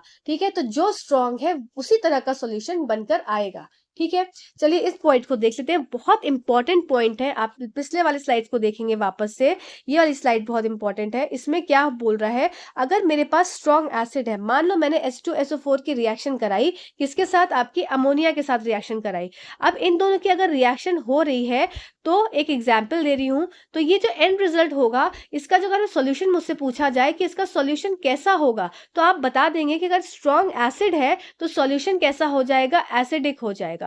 इसी जगह पर एक और बात अगर मैं आपसे पूछूं कि यहाँ पर मैंने ले लिया वीक एसिड, एसिडिक एसिड ले लिया। अब एसिडिक एसिड की रिएक्शन मैंने करा दी बेरियम हाइड्रोक्साइड से, तो अब इन दोनों की जब रिएक्शन हो रही है, ये दोनों अब यहाँ पर है, तो इन दोनों की अभिक्रिया से क्या हो जाएगा, जो मेरे पास रिजल्टिंग सॉल्यूशन यहाँ बचा इस केस में बना, तो वो कैसा आएगा, जो एंड रिजल्ट आएगा, अब यहाँ पे वो एंड रिजल्ट आ जाएगा बेसिक, क्षारीय मीडियम बन जाएगा उसका। ठीक है, तो आई होप ये पॉइंट आपको क्लियर हो गया होगा। अगर अब तीसरी बात करूं मैं आपकी, कि स्ट्रॉन्ग एसिड की HBr के साथ रिएक्शन मैंने बेरियम हाइड्रोक्साइड के साथ करा दी। ठीक है, इन दोनों की रिएक्शन अगर हो गई तो इन दोनों की रिएक्शन में क्या हो जाएगा, ये न्यूट्रलाइजेशन रिएक्शन हो जाएगी। अगर मैंने वीक एसिड, आपका ये कार्बोनिक एसिड की रिएक्शन आपकी वीक बेस के साथ करा दी, तो इन दोनों की अगर रिएक्शन हो गई तो क्या हो जाएगा, वो वापस न्यूट्रलाइजेशन रिएक्शन हो जाएगा और क्या हो जाएगा, बस न्यूट्रल हो गया सॉल्यूशन। ठीक है, तो ये इंपॉर्टेंट पॉइंट्स थे जो कि यहाँ पर लिखे हुए हैं। आई होप अब मैंने अपनी बातों को 2-3 बार दोहरा दिया है, आपको चीजें समझ में आई होंगी। सेम चीजें यहाँ पर लिखी भी हुई हैं कि स्ट्रॉन्ग एसिड स्ट्रॉन्ग बेस के साथ कंबाइन करता है तो न्यूट्रलाइजेशन रिएक्शन हो जाती है। स्ट्रॉन्ग एसिड वीक बेस के साथ रिएक्शन करता है तो रिजल्टिंग सोल्यूशन क्या होता है, एसिडिक होता है। वीक एसिड स्ट्रॉन्ग बेस के साथ रिएक्शन करता है, रिजल्टिंग सोल्यूशन एल्कलाइन हो जाता है। वीक एसिड वीक बेस के साथ रिएक्शन करता है तो ये weak base neutralisation reaction in which weak acid reacts with weak base to form neutral salt and water. ठीक है, चलिए नेक्स्ट स्लाइड पे चलते हैं। अब ये आपके लिए इंपॉर्टेंट स्लाइड है, क्यों, क्योंकि इसमें आपको ना कुछ कुछ चीजें याद रखनी होती है। जैसे मिल्क क्या है, एसिडिक की तरफ रहता है। ब्लड का क्या है, आपका 7 पॉइंट समथिंग होता है पीएच, तो वो बेस है। ठीक है, फिर आपका लेमन टमाटो तो पता ही होता है। वाटर आपका न्यूट्रल होता है। ठीक, ये सब पॉइंट्स इंपॉर्टेंट है। चलिए आइए अब देख सकते हैं, ये आपके एनसीईआरटी बुक का है, सारी लाइंस और आपकी इमेज भी, तो ये वेरी इंपॉर्टेंट है क्योंकि एनसीईआरटी तो वैसे ही हमारे लिए एकदम बाइबल है इस समय। तो पीएच देखो, रेन वाटर का पीएच क्या होता है, 5.6 से कम होता है। ये इंपॉर्टेंट है, फैक्ट्स है, ऐसे कैसे याद करो, बाकी गवर्नमेंट एग्जाम्स में भी काम आते हैं। टूथ डिके क्या होता है, बिलो 5.5 पीएच से अगर कम है मुंह का पीएच, माउथ का, तो दांत जो है वो सड़ने लगते हैं। ठीक है, कीड़े लग जाते हैं। ठीक है, तो पीएच को मेंटेन रखो भाई मुंह का। PH of pure water and blood is 7.4। ऐसे तो हमको देखते हैं कि पीएच ऑफ प्योर वाटर क्या है। देखो, पीएच ऑफ प्योर वाटर हमने 7 पढ़ा है, पर एनसीईआरटी की बुक में ना एक चार्ट सा दिया हुआ है। चार्ट में एक इमेज है, तो इमेज में आपको ब्लड और प्योर वाटर साथ में लिखा हुआ है और 7.4 लिखा हुआ है, तो इसलिए मैंने यहाँ पर 7.4 लिख दिया है। बाकी अगर आपको 7 पे टिक करना हो तो 7 पे कर सकते हैं, और वैसे भी 7.4 या 7 में से एक ही आएगा। ठीक है, गैस्ट्रिक जूस का पीएच क्या होता है, 1.2। पीएच ऑफ लेमन जूस होता है 2.2। Nettle produces methanoic acid, it is treated by rubbing the area with leaf of a dock plant. ये क्या है, निटल जो है प्रोड्यूस करती है क्या, मिथेनोइक एसिड। जब निटल प्लांट के पास में जाओ, अगर हाथ से टच हो जाता है प्लांट, तो एक एसिड रिलीज करता है जिससे बहुत इचिंग होती है, तो इसको ट्रीट करने के लिए डॉग प्लांट की लीफ को रब किया जाता है। ठीक है, चलिए आइए देख लेते हैं। अब एक ये जो चार्ट नीचे दिया हुआ है, ये इंपॉर्टेंट चार्ट है आपके लिए। जैसे यहाँ पे एंट स्टिंग और निटल स्टिंग है, तो दोनों क्या रिलीज आउट कर रहे हैं, मिथेनोइक एसिड रिलीज कर रहे हैं। ठीक है, अब साथ ही साथ आपको याद कैसे रखना है, टोमेटो में कौन सा एसिड रिलीज होता है, ऑक्सैलिक एसिड। टोमेटो का ओ और ऑक्सैलिक का ओ। तो दोनों ओ ओ हो गए। सोर मिल्क में लैक्टिक एसिड आपको पता है, कर्ड इसमें सिट्रिक एसिड लेमन में पता होता है, टैमरिन में टार्टरिक एसिड टाटा टैमरिन टाटा टार्टरिक, ठीक है। ऑरेंज में सिट्रिक एसिड, विनेगर में एसिटिक एसिड, बाकी तो सबको याद रहते ही है, ठीक है। चलिए नेक्स्ट देखते थे, वही सेम चीज है। वर्षा जल का पीएच 5.6 से कम होता है, दांत का क्षय पीएच 5.5 से नीचे है, शुद्ध जल एवं रक्त का पीएच मान 7.4 होता है, गैस्ट्रिक जूस का पीएच 1.2, नींबू के रस का पीएच 2.2, और बिच्छू बूटी का पौधा मिथेनोइक अम्ल उत्पन्न करता है। इसका उपचार गोदी पौधे की पत्ती से और उस क्षेत्र को रगड़कर किया जाता है, ठीक है। चलिए यूजेस ऑफ सॉल्ट, अब यहाँ से आ जाते हैं आपके कुछ इंपॉर्टेंट क्वेश्चन, जिसमें आज जैसे आपके वनडे एग्जाम जितने भी गवर्नमेंट के होते हैं वहां पर ये क्वेश्चन जरूर आते हैं। जैसे कि सबसे पहली बात है यूजेस ऑफ कॉमन सॉल्ट, साधारण नमक का प्रयोग। तो फॉर्मेशन ऑफ सोडियम हाइड्रोक्साइड, सबसे पहले तो सोडियम NaCl आपका सॉल्ट का उपयोग होता है किसको बनाने में, सोडियम हाइड्रोक्साइड को बनाने में उपयोग होता है। व्हेन इलेक्ट्रिसिटी इज पास्ड, थोड़ी सी स्पेलिंग मिस्टेक हो गई, इसको थोड़ा सा इग्नोर करेंगे। When electricity is pass through aqueous solution of sodium chloride, अब सोडियम क्लोराइड का एक और नाम होता है ब्राइन, तो इस नाम को भी याद रखेंगे कि सोडियम क्लोराइड एक और नाम से जाना जाता है, इसको ब्राइन बोलते हैं। It decomposes into sodium hydroxide, this process is known as chlor alkali process. तो क्लोर एल्कली एल्कली प्रोसेस किसका क्या होता है, जिसमें NaCl की रिएक्शन जब वाटर के साथ होती है तो NaOH बनाता है और आपका chlorine plus H2 release out हो जाता है, तो इस रिएक्शन को क्या बोलते हैं, क्लोर एल्कली प्रोसेस बोला जाता है, ठीक है। चलिए नेक्स्ट देखते हैं ब्लीचिंग पाउडर। अब ब्लीचिंग पाउडर की जो रिएक्शन है, इसमें ना आपसे डायरेक्टली ब्लीचिंग पाउडर का फॉर्मूला, ठीक है, ब्लीचिंग पाउडर को और किस केमिकल नेम से जाना जाता है, फिर ब्लीचिंग पाउडर कैसे बनता है, तो ये सारी चीजें पूछते हैं। तो ये स्लाइड बहुत इंपॉर्टेंट है, इसमें आप इंपॉर्टेंट लगा लेंगे, मैं आपको PDF दूंगी तो वहां इंपॉर्टेंट लगाकर दूंगी ही, तो आप भी इसको ध्यान देंगे। Bleaching powder is produce by the action of chlorine on dry slaked lime, chlorine का एक्शन हो रहा है किसमें, ड्राई स्लेग लाइम में, ठीक है। क्लोरीन का रिएक्शन हो रहा है और क्या बना रहा है, ब्लीचिंग पाउडर और वाटर बना रहा है, ठीक है। आपको याद क्या रखना है, एक देखो, एक तो बात है कैल्शियम हाइड्रोक्साइड, आपको जो केमिकल नेम्स है वो याद रखना जरूरी है। जैसे कैल्शियम हाइड्रोक्साइड का दूसरा नाम क्या हो गया आपका, ये आपको इसको एक और नाम से जाना जाता है जिसको बोलते हैं स्लेग्ड लाइम, ठीक है। दूसरी चीज आपका कि कैल्शियम ऑक्सीक्लोराइड, ये कैल्शियम ऑक्सीक्लोराइड है, तो इसका दूसरा नाम क्या हो जाएगा आपका, इसका दूसरा नाम हो जाएगा आपका ब्लीचिंग पाउडर, ठीक है। तो ब्लीचिंग पाउडर हो गया, कैल्शियम ऑक्सीक्लोराइड हो गया, बात एक ही हो जाएगी, और इसकी रिएक्शन किसके साथ हो रही है, क्लोरीन के साथ हो रही है हाइड्रोक्साइड की, तो आपका कैल्शियम ऑक्सीक्लोराइड बन जा रहा है, ठीक। चलिए नेक्स्ट बात कर लेते हैं यूजेस ऑफ ब्लीचिंग पाउडर। तो ब्लीचिंग पाउडर कहाँ कहाँ इस्तेमाल होता है, in bleaching industry, as an oxidising agent, for disinfecting drinking water, तो ये सब इसके उपयोग हो गए, ठीक। अब बेकिंग सोडा बात कर लेते हैं, बेकिंग सोडा, तो बेकिंग सोडा का क्या फॉर्मूला हो जाता है आपका, इसका फॉर्मूला है NaHCO3, तो NaHCO3 क्या हो गया आपका, बेकिंग सोडा हो गया। अब ये बना कैसे, ये आपका CO2 वाटर और NH3 NaCl ये सब कंबाइन हुए तो क्या बना, सोडियम हाइड्रोजन कार्बोनेट बन गया और प्लस NH4Cl बन गया आपका अमोनियम क्लोराइड बन गया, ठीक है। अब ये सोडियम हाइड्रोजन कार्बोनेट को जब फर्दर हीट किया गया, ठीक है, गर्म किया गया, तो ये क्या बन गया, सोडियम कार्बोनेट बन गया plus CO2 plus water release out हो गया। अब बात आ जाती है कि बेकिंग सोडा और बेकिंग पाउडर में क्या डिफरेंस है, ठीक है। तो बेकिंग पाउडर, तो बेकिंग पाउडर क्या होता है, बेकिंग पाउडर दो चीजों से मिलकर बना है आपका, बेकिंग सोडा और प्लस इसमें क्या हो जाता है, माइल्ड टार्टरिक एसिड प्रेजेंट होता है, ठीक है। तो बेकिंग सोडा क्या है आपका, NaHCO3 है, ठीक है, सोडियम हाइड्रोजन कार्बोनेट है, और बेकिंग पाउडर क्या है आपका, baking soda plus mild tartaric acid, मतलब एक बेकिंग सोडा में आपका जो सोडा है ये, इसमें थोड़ा सा अगर आप एसिड ऐड कर देंगे, थोड़ा सा नींबू ऐड कर दिया, तो ये क्या बन जाएगा, बेकिंग पाउडर बन गया, या इसमें टार्टरिक एसिड ऐड कर दो, ठीक है। तो सिंपल बेकिंग सोडा में थोड़ा सा टार्टरिक एसिड ऐड कर दिया तो घर पे भी क्या बन जाएगा, बेकिंग पाउडर वो बन सकता है, ठीक है। तो ये रिएक्शन इंपॉर्टेंट है, इसको आप मार्क करेंगे, जिसमें सोडियम हाइड्रोजन कार्बोनेट को क्या बोला, बेकिंग सोडा बोला, इसका फॉर्मूला कई बार आता है एग्जाम में। अब बात कर लेते हैं यूजेस ऑफ बेकिंग सोडा। इसका क्या क्या इस्तेमाल होता है, यूजेस क्या क्या है इसके। तो सबसे पहला बात क्या है कि आपका बेकिंग सोडा एक तरह से एंटी एसिड की तरह यूज होता है, तो रिड्यूस करता है एसिडिटी को, ठीक है। Act as an anti acid है। फिर use in the process of washing such as water softener में यूज होता है। फिर due to formation of soapy foam it is use in fire extinguishers, remove dirt of materials, act as a pesticide use in baking industry, क्योंकि carbon dioxide release out हो रही है तो क्या हो जाता है, इससे फ्लफी हो जाता है केक। फिर it is use in ear drop cosmetic personal care. फिर it is use as a neutraliser, it neutralise the effect of acid for making baking powder का इस्तेमाल होता है। और सोडा एसिड फायर एक्सटिंग्विशर्स में भी इसका इस्तेमाल होता है। तो ये बहुत इंपॉर्टेंट हो जाता है। इसका मेन आपको याद क्या रखना है, यूज मेन आपको याद रखना है कि इसका use as a anti acid होता है और वाटर सॉफ्टनर होता है। ये आपका ये वॉशिंग में भी इस्तेमाल किया जाता है, ठीक है। और साथ ही साथ तीन आपको याद रखने, एक तो आपका एंटी एसिड हो गया, एसिडिटी के लिए हो गया पहला, दूसरा आपका हो गया वॉशिंग में, और तीसरा आपको याद रखना है कि ये फायर एक्सटिंग्विशर में भी इसका इस्तेमाल होता है।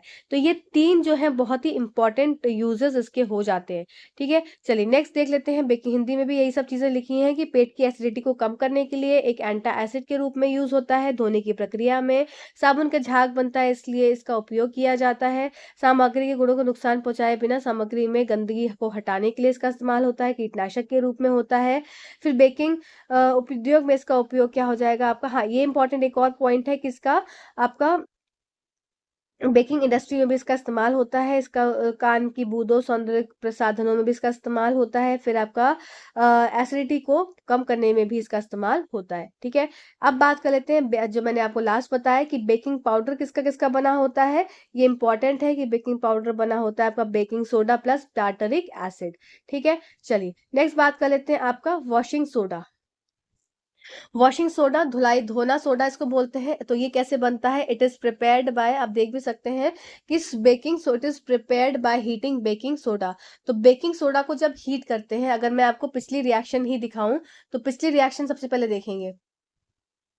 देखो यहाँ पे क्या था कि ये क्या बना, सोडियम हाइड्रोजन कार्बोनेट बन गया, ठीक है। ये सोडियम हाइड्रोजन कार्बोनेट बन गया मतलब हमारा बेकिंग सोडा बन गया। अब बेकिंग सोडा को जब हीट करते हैं, इसको जब क्या कर दिया, हीट कर दिया, तो क्या बन गया, सोडियम कार्बोनेट बना। अब सोडियम कार्बोनेट में रिएक्शन किसके साथ कराएंगे, वाटर के साथ कराएंगे, और आपका क्या बन जाएगा, वॉशिंग सोडा बन जाएगा, Na2 CO3.10H2O, और इसमें 10 मॉलिक्यूल्स ऑफ वाटर की का यूज होता है।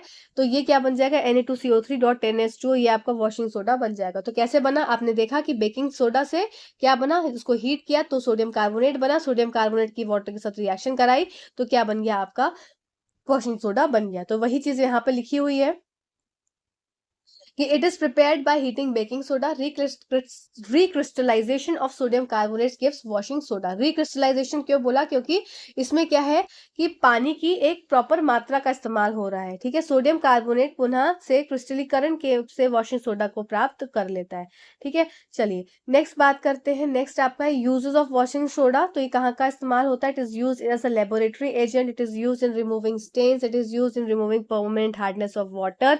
तो वॉशिंग सोडा है तो पानी की भी हार्डनेस को ये इस्तेमाल रिमूव आउट करने में ये मदद करता है, ठीक है। सोप पेपर ग्लासेस में भी इसका इस्तेमाल होता है मैन्युफैक्चर करने में, टेक्सटाइल पेट्रोलियम रिफाइनिंग में भी इसका इस्तेमाल होता है, ठीक है। तो इसके एग्जाम्पल्स और इसके यूजेस याद कर लीजिएगा स्टेटमेंट में अगर आ गया, क्योंकि अब पेपर चेंज होता हर बार, पेपर का पैटर्न मतलब क्वेश्चन का लेवल वो बढ़ाते जाते हैं। वो पता नहीं कौन सा स्टेटमेंट आपको लेकर लिख दे और आपसे पूछे कि वॉशिंग सोडा का ये इस्तेमाल होता है कि नहीं होता है।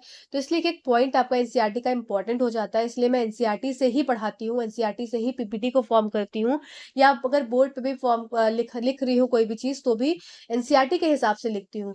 तो और ये वीडियोस आपको कैसे लग रहे हैं ये बताइएगा ज़रूर। एक एक पीपीटी बनाने में बहुत मेहनत लगती है, बिलीव करिए बहुत मेहनत लगती है। आपके कमेंट से, आपके लाइक से बहुत मोटिवेशन मिलता है। बस आपके कमेंट्स की ही वेट रहता है कि आपको ये वीडियो कैसा लगा, समझ में भी आ रही है चीज़ें कि नहीं। कुछ चीज़ नहीं समझ में आती है तो कमेंट सेक्शन में पूछ लिया करिए, उसको मैं कोशिश करूंगी आपके डाउट को क्लियर करने की। चलिए आइए देख लेते हैं वॉशिंग सोडा का उपयोग। इनका उपयोग प्रयोगशाला अभिक्रिया अभिकर्मक के रूप में किया जाता है। इसका उपयोग दाग धब्बे हटाने में किया जाता है। इसका उपयोग पानी के स्थायी कठोरता को हटाने में किया जाता है। इसका उपयोग साबुन कागज के साथ कांच के निर्माण में भी किया जाता है। इसका उपयोग कपड़ा पेट्रोलियम शोधन में भी किया जाता है। ठीक है, चलिए नेक्स्ट देख लेते हैं वाटर ऑफ क्रिस्टलाइजेशन। बस चैप्टर खत्म होने वाला है, अब क्वेश्चंस की तरफ आ रहे हैं। वाटर ऑफ क्रिस्टलाइजेशन में क्या हो जाएगा कि अब इसमें कुछ एक परफेक्ट मात्रा किसकी है, क्रिस्टल की है, किसके, वाटर के। वाटर सॉरी क्रिस्टल्स बन रहे हैं, पर कैसे बन रहे हैं, एक perfect amount of molecules of water का इस यूज करके। जैसे कि हमने वॉशिंग सोडा में देखा कि 10 मॉलिक्यूल ऑफ वाटर का इस्तेमाल हुआ किसमें, सोडियम कार्बोनेट में, तब जाके उसने वॉशिंग सोडा बनाया। ऐसे यहाँ पर क्या है, फिक्स्ड होगा number, it is fix number of water molecules, इसी को वाटर ऑफ क्रिस्टलाइजेशन बोला जाता है। जहां पर यह नमक की एक सूत्र इकाई में मौजूद पानी के अणुओं की निश्चित संख्या है। जहां पर निश्चित की बात आ जाएगी, फिक्स वाटर मॉलिक्यूल्स आ जाएंगे, तो ये क्या बना लेगा, सॉल्ट बना लेगा। 5 molecules are present in 1 copper sulphate, 10 molecules are present in sodium carbonate. तो ये क्या हो गया, एक वाटर ऑफ क्रिस्टलाइजेशन क्या हो गया, एक फिक्स मात्रा of water in particular molecule of any substance. किसी भी सब्सटेंस का, किसी भी वाटर, किसी भी मॉलिक्यूल का क्या हो जाएगा, एक फिक्स्ड वाटर का मॉलिक्यूल प्रेजेंट है उसमें, तो वो क्या हो जाएगा, वाटर ऑफ क्रिस्टलाइजेशन हो जाएगा। ठीक है, जैसे कि आपका ये हो गया CuSO4.5H2O, मतलब हाइड्रेटेड कॉपर सल्फेट में आपकी पानी की मात्रा कितने हैं, मॉलिक्यूल्स कितने हैं, 5 मॉलिक्यूल्स हैं। ठीक है, तो ये क्या बन जाएगा, जब इसको आप इसको हीट करेंगे, जब आपकी एक्सोथर्मिक हीट हुई है, तो क्या हो जाएगा, ये आपका कॉपर सल्फेट में कन्वर्ट हो गया। एंडोथर्मिक रिएक्शन है ये, जिसमें हीट का इस्तेमाल हुआ, हीट का इस्तेमाल हुआ तभी तो ये पानी अलग हुआ। अब एक्सोथर्मिक में क्या हो जाएगा, अब इसमें हीट जो होगी वो रिलीज आउट होगी। ठीक है, तो यहाँ तक आपका वाटर क्रिस्टलाइजेशन हो गया। अब बात कर लेते हैं जिप्सम। तो जिप्सम का फॉर्मेशन कैसे होता है, आइए देख लेते हैं। On heating gypsum at 373 kelvin it loses water molecules and becomes calcium sulphate hemihydrate. तो इसकी रिएक्शन क्या हो जाएगी, कुछ इस तरीके से होगी इसकी रिएक्शन, जस्ट अ सेकेंड। हाँ, CaSO4.2H2O। तो ये क्या है आपका, ये है आपका जिप्सम। ठीक है, इसकी रिएक्शन किसके साथ हो रही है, इसको क्या कर रहे हैं, हीट कर रहे हैं। रिएक्शन किसी के साथ नहीं हो रही, इसको हीट कर रहे हैं, तो क्या बन रहा है, CaSO4.12H2O। ठीक है, प्लस क्या बना रहा है, 1/2 वाटर रिलीज आउट कर रहा है, और ये क्या है आपका प्लास्टर ऑफ पेरिस है। तो यही यहाँ पर लिखा हुआ है, on heating gypsum at 373 kelvin, 373 kelvin पे इसको हीट किया, it loses water molecules and become calcium sulphate hemihydrate. इसी को क्या बोलते हैं, दूसरा नाम क्या है इसका, कैल्शियम सल्फेट हेमी हाइड्रेट। ठीक है, और इसको ही क्या बोलते हैं, प्लास्टर ऑफ पेरिस बोला जाता है। ठीक है, plaster of Paris is a white powder on mixing with water it changes to gypsum. अब आपका CaSO4.12H2O में जब इसमें क्या डालेंगे, पानी डालेंगे। ठीक है, और पानी कितना, 1/2H2O, तो वापस से क्या बन जाएगा आपका CaSO4.2H2O, जिसको बोलते हैं जिप्सम, वापस से इसमें कन्वर्ट हो जाएगा। तो यही चीज क्या है, प्लास्टर ऑफ पेरिस से वापस से जिप्सम में बन गया। इसकी रिएक्शन मैंने लिखी हुई है, तो चिंता नहीं करिएगा, ये आपकी प्लास्टर ऑफ पेरिस की रिएक्शन और ये जिप्सम की रिएक्शन। मतलब पहले ये क्या है आपका जिप्सम है, और रिएक्शन इंपॉर्टेंट है, एग्जाम में पूछी गई है। और ये क्या बन गया आपका, प्लास्टर ऑफ पेरिस बन गया। और जब प्लास्टर ऑफ पेरिस में क्या किया आपने, वाटर के साथ इसकी रिएक्शन करा दी, वापस से क्या बन गया, जिप्सम बन गया। ठीक है, चलिए अब बात कर लेते हैं भाई, हमारा चैप्टर खत्म हो गया, क्लास 7th और क्लास 10th दोनों का सारा कंटेंट पूरा आपका ओवर हो गया। अब हम करते हैं इसके PYQs। Take 3 clean plastic caps, just a second. हाँ, A, B और C, चलो भाई बना लेते हैं प्लास्टिक कैप की बॉटल को। A, B और C, ये है A, ये है B और ये है C।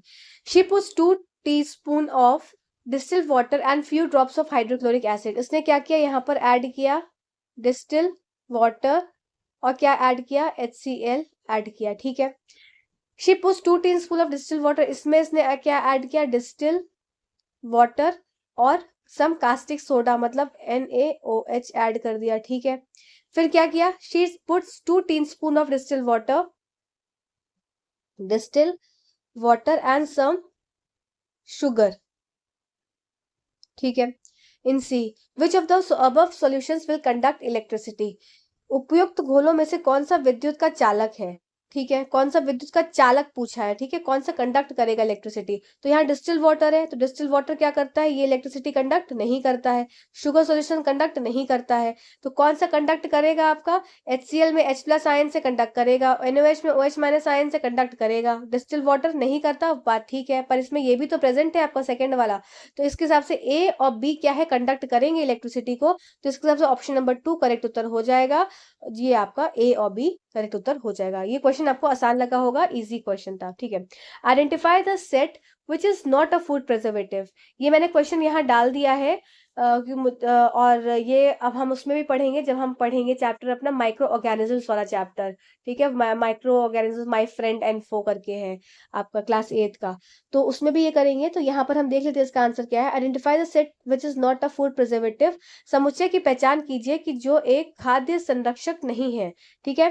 तो क्या हो जाएगा? देखो, विटामिन सी आप कहाँ डालते हैं? आप नींबू का रस डाला जाता है किसमें? पिकल्स वगैरह में, ठीक है। फिर सोडियम क्लोराइड, आपका सोडियम क्लोराइड और साइट्रिक एसिड, ये सब विनेगर, ये सब कहाँ है? एज शुगर, ये सब क्या है? As a food preservative use होते हैं। बहुत इंपॉर्टेंट और फेवरेट एक वर्ड, ये टर्म्स हैं आपके, sodium benzoate and sodium sodium metabisulphite. ये बार बार एग्जाम में रिपीट होते हैं ये वर्ड, ठीक है, बार बार रिपीट होते हैं, तो इसको आपको बहुत अच्छे से याद रखना है कि सोडियम बेंजोएट और सोडियम मेटाबाइसल्फाइड ये क्या करते हैं? They are food preservative. ये क्या है? फूड प्रिजर्वेटिव है। नमक, चीनी, फिर citric acid, vinegar, sodium chloride, ये सब तो सबको पता ही है, विटामिन सी सबको पता ही है, पर मेन क्या है? सोडियम बेंजोएट और सोडियम मेटाबाइसल्फाइड, इसको भी याद कर लो नाम। अब इसमें से क्वेश्चन में पूछ रहा है क्या कि कौन सा नहीं है? नहीं पूछा है, इस पे टिक करेंगे तो आपका ऑप्शन हो जाएगा ऑप्शन नंबर फर्स्ट, करेक्ट उत्तर हो जाएगा कि ये जो है वो नहीं है, ठीक है। नेक्स्ट क्वेश्चन क्या है आपका? Just a second. हाँ, in an experiment, samples of two colorless solution M and N were taken. अब दो सैंपल बना लेते हैं यहाँ पर, एक सॉल्यूशन M है और एक सॉल्यूशन N है, जो कि दोनों क्या है? कलरलेस है, ठीक है। ऑन एडिंग टर्मरिक सॉल्यूशन, अब इसमें क्या किया? ऐड कर दिया टर्मरिक सॉल्यूशन, यहाँ पर इसमें ऐड कर दिया, इसमें भी टर्मरिक डाल दिया, इसमें भी टर्मरिक डाल दिया। M और M क्या हो जाएगा? M टर्न करेगा किसमें? M टर्न्स येलो, ठीक है। And N turns brick red, अब एन टर्म क्या हो गया? रेड कलर का टर्न हो गया। On adding M to N, अब देखो यहां से देखो क्या हुआ होगा। अब ये येलो कलर का है, तो इसका मतलब येलो का येलो ही रहा, तो इसका मतलब ये क्या हो जाएगा? हमारा एसिड हो जाएगा। और येलो से क्या हो गया? रेड कलर में हो गया, तो इसका मतलब ये क्या है? हमारा बेस हो गया। इतना तक तो हम पहुंचे। अब देखते हैं नेक्स्ट क्या बात बोल रहा है। On adding M to N, जब M को N में डालने पर लाल रंग क्रमशः धीरे धीरे क्षीण हो जाता है। जब आपने क्या किया? M को किस में डाल दिया? N में डाल दिया। अब इस सॉल्यूशन को, येलो को किस में डाल दिया? किस में डाला? येलो को आपने N में डाला, जो कि आपका क्या है? रेड कलर है, ठीक है। रेड कलर का सॉल्यूशन था, मतलब येलो को रेड में डाल दिया। The red colour gradually fades. What can you conclude about the nature of M and N? आप M and N के नेचर से क्या बता सकते हैं? तो सिंपल ये बता सकते हैं आप कि M क्या हो जाएगा? एक एसिड है, और N क्या है? आपका एक बेस है, ठीक है। M क्या हो जाएगा? आपका एसिड, और N क्या है? आपका बेस है। ये आप यहाँ से बता सकते हैं, ठीक है। तो ये क्वेश्चन आसान था और अच्छा क्वेश्चन था, ठीक। चलिए नेक्स्ट क्वेश्चन की तरफ चलते हैं। नेक्स्ट है match the following, match the name of the acid given in the column first with the corresponding food item in the column B. Acidic acid किस में प्रेजेंट होता है आपका? एसिटिक एसिड आपका वेनेगर में प्रेजेंट होता है। Just a second. Acetic acid आपका वेनेगर में प्रेजेंट हो, ठीक है। लैक्टिक एसिड किस में प्रेजेंट होता है? लैक्टिक एसिड प्रेजेंट होता है कर्ड में। ऑक्सैलिक एसिड किस में प्रेजेंट होता है? आपका स्पिनच में। फिर सिट्रिक एसिड किस में प्रेजेंट होता है? आपका लेमन में। तो इसके हिसाब से आपका एसिटिक एसिड वाला फोर्थ वाला ऑप्शन हो गया, पहला पहला ऑप्शन हो गया फोर्थ। फिर लैक्टिक एसिड प्रेजेंट होता है 3। फिर आपका ऑक्सैलिक एसिड प्रेजेंट होता है फर्स्ट, और फिर आपका हो गया 2। तो 4 3 1 2, 4 3 1 2, ये आपका सही उत्तर हो जाएगा। ठीक है, चलिए नेक्स्ट क्वेश्चन की तरफ चलते हैं। नेक्स्ट क्वेश्चन है हमारा, which of the following is a set of substances that are basic in nature. निम्नलिखित में से कौन सा उन पदार्थों का समूह है जो प्रकृति में क्षारीय है। तो कौन सा ऐसा समूह हो जाएगा, देख लेते हैं। देखो, वेनेगर क्या बेस है, नहीं, तो गलत हो जाएगा। फिर आपका window cleaner, curd milk, curd क्या आपका बेस है, नहीं, ये आपका एसिड होता है। फिर आपका milk of magnesia, lemon juice क्या बेस है, नहीं, तो आपका ऑप्शन हो जाएगा calamine, lotion, shampoo, toothpaste and window cleaner, ये सब क्या हो जाएंगे, आपके बेस होंगे। विंडो क्लीनर में क्या था, आपका लाई था, ठीक है, जो कि सोडियम हाइड्रोक्साइड और पोटेशियम हाइड्रोक्साइड था। ठीक है, सोडियम हाइड्रोक्साइड और पोटेशियम हाइड्रोक्साइड, तो ये सब बेस थे। चलिए नेक्स्ट क्वेश्चन की तरफ चलते हैं। नेक्स्ट है, taking milk of magnesia Taking milk of magnesia is an effective remedy for acidity. The chemical reactions that take place in the process is an example of. आप milk of magnesia खा रहे हैं, ठीक है, और जो acidity के लिए यूज हो रही है, तो मिल्क ऑफ मैग्नीशिया का फॉर्मूला क्या हो जाएगा, MgOH का होल ट्वाइस, और जो कि रिएक्शन किसके साथ करा रही है, एसिड, जो कि आपका HCl। अब इसकी रिएक्शन क्या हो जाएगी, MgCl2 प्लस H2O रिएक्शन हो जाएगी। तो MgCl2 क्या बन गया, सॉल्ट बन गया। ठीक है, न्यूट्रलाइजेशन रिएक्शन हो गई है, उदासीकरण रिएक्शन हो गई।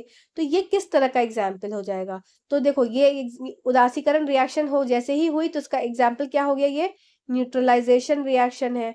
तो ऐसा ऑप्शन देखना है जिसमें कि न्यूट्रलाइजेशन रिएक्शन भी हो, जो कि आपका ऑप्शन नंबर, इसमें डबल डिस्प्लेसमेंट तो नहीं, सिंगल डिस्प्लेसमेंट नहीं, double displacement and neutralisation reaction. Double displacement तो हो रही है, पर साथ ही साथ न्यूट्रलाइजेशन रिएक्शन भी हो रही है, तो इसके हिसाब से आपका करेक्ट उत्तर हो जाएगा ऑप्शन नंबर सी। ठीक है, चलिए नेक्स्ट क्वेश्चन की तरफ। और इस क्वेश्चन में ना बहुत लोगों का गलत हुआ था क्वेश्चन, क्यों, क्योंकि सबने डबल डिस्प्लेसमेंट लगा दिया था ओनली। क्यों, क्योंकि यहाँ पे डबल डिस्प्लेसमेंट तो हो ही रहा है, साथ साथ न्यूट्रलाइजेशन रिएक्शन की भी तो दिखा रहा है कि सॉल्ट एसिड प्लस बेस की रिएक्शन हो रही है, सॉल्ट और वाटर बन रहा है, तो ये उदासीकरण रिएक्शन है, इसका भी एग्जाम्पल है। इसलिए क्वेश्चन देखिए कितना स्मार्टली पूछते हैं ये लोग। अब बात कर लेते हैं next question, when acid A is added to base B. अगर एक एसिड है, ठीक है, और उसको रिएक्शन उस एक when acid A is react with base B, C is produced along with large amount of heat, plus इसमें बहुत ज्यादा हीट रिलीज हुई। C is used in manufacture of plaster of Paris, और C का इस्तेमाल होता है किसमें, प्लास्टर ऑफ पेरिस को बनाने में। ठीक है, identify A, B and C। तो A, B and C आप इजिली समझ सकते हैं, क्या समझ सकते हैं, तो देखो इस क्वेश्चन को ना करने के लिए सिंपल एक लॉजिक लगाना है कि प्लास्टर ऑफ पेरिस की बात हो रही है, तो इसका मतलब कि ऐसा हमें ऑप्शन देखना है जहां पर किसकी बात हो रही हो, कैल्शियम की बात हो रही हो, और कैल्शियम के साथ साथ किसकी, सल्फेट की बात हो रही हो, क्योंकि आपका प्लास्टर ऑफ पेरिस का फॉर्मूला क्या था, फॉर्मूला था CaSO4 डॉट हाफ H2O। तो ये प्लास्टर ऑफ पेरिस का फॉर्मूला ये था। अगर आप इस क्वेश्चन पे नहीं भी पहुंच पा रहे हैं, तो आप इस क्वेश्चन पे किस तरह से पहुंच सकते हैं वो मैं आपको समझाने की कोशिश कर रही हूँ, कि आपको प्लास्टर ऑफ पेरिस का फॉर्मूला याद है। ठीक है, जिप्सम का क्या था आपका, CaSO4.2H2O, और प्लास्टर ऑफ पेरिस का क्या था, CaSO4 डॉट हाफ H2O, जिसको हेमीहाइड्रेट बोल रहे थे। तो मतलब CaSO4 हमको चाहिए, क्योंकि क्या यहाँ पे लास्ट में लिखा है, C is use in manufacture of plaster of Paris, और ये मैन्युफैक्चर प्लास्टर ऑफ पेरिस को बनाने में उपयोग में आता है। तो सी क्या होगा, क्या अमोनियम क्लोराइड है, तो इसका उत्तर हो जाएगा नहीं भाई, अमोनियम क्लोराइड तो सी नहीं है। क्या सी एल्यूमिनियम सल्फेट है, तो नहीं। क्या कैल्शियम क्लोराइड है, नहीं। आप में क्या है, फोर्थ ऑप्शन में क्या लिखा है, कैल्शियम सल्फेट, तो यहीं पे हमारा ऑप्शन छुपा हुआ है कि ये सी क्या है, कैल्शियम सल्फेट है। तो इसके हिसाब से आपकी सल्फ्यूरिक एसिड, आपकी H2SO4 की रिएक्शन किसके साथ हो रही है, H2SO4 की रिएक्शन हो रही है कैल्शियम हाइड्रोक्साइड की इसका साथ, और आपको क्या बना रहा है, फिर प्रोडक्ट बना रहा है, और ये आपका क्या बन जाएगा, when A and B reacts, A acid is react with base B, C is produced, तो C आपका बन जा रहा है।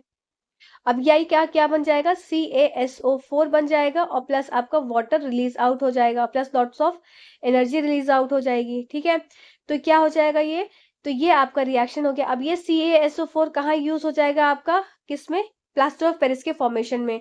तो इसके हिसाब से आपका इसका उत्तर हो जाएगा क्या, ऑप्शन नंबर 4 करेक्ट उत्तर हो जाएगा। आई होप ये पॉइंट आपको यहाँ पर क्लियर हुआ होगा। चलिए नेक्स्ट क्वेश्चन की तरफ चलते हैं।